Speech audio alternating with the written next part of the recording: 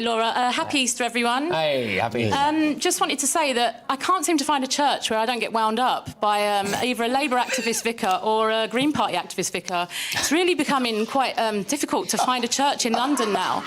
I've been to just under 10 churches in London, I think, within the last 6 months, and I just get wound up when I leave. And I should be calm. I should be calm.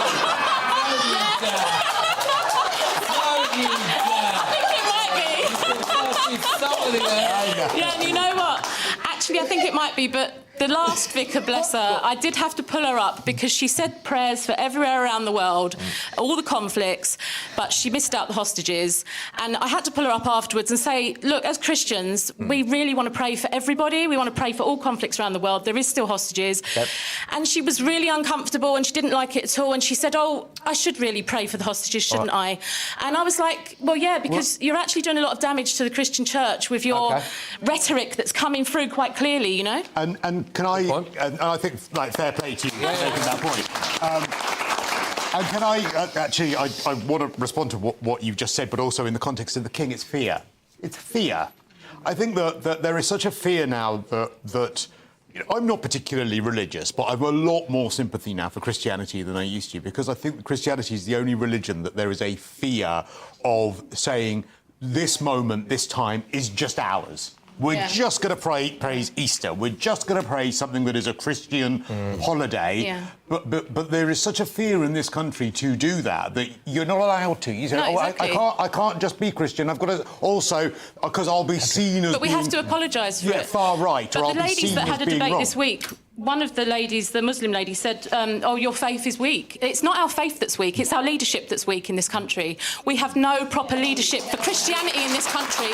When is someone going to stand up and do something about the Church of England in this country? I think we found the person who can stand up and do that, because but I think that is it's the idea that if you just praise what is the religion of this country, Christianity, that you will be seen as someone who is exclusive of other religions, and that's why you've got to include everyone. But every other religion doesn't apologise for their religion. Absolutely. They're all happy and they don't apologise for it. That, I think, all power to them. I think, no, exactly. Absolutely.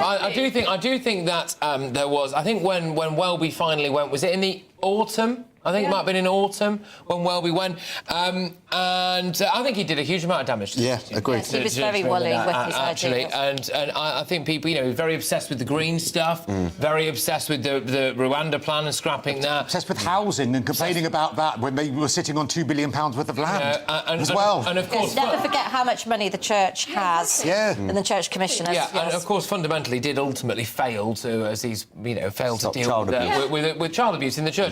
I'm going to go to Adam and then Barry. So, Adam, your views on this. Do you think that our dear King should do a little bit more to, I suppose, promote Christianity, really? Of course he should. But we've got a Prime Minister that would rather tweet about other religious days than our own, and now we've got a King that wants to water down the Easter message. It looks very sinister from the outside. I'm an atheist, but I think churches are beautiful. I think they are part of our heritage. I think they should be celebrated and protected, and yet we have got churches that are being damaged.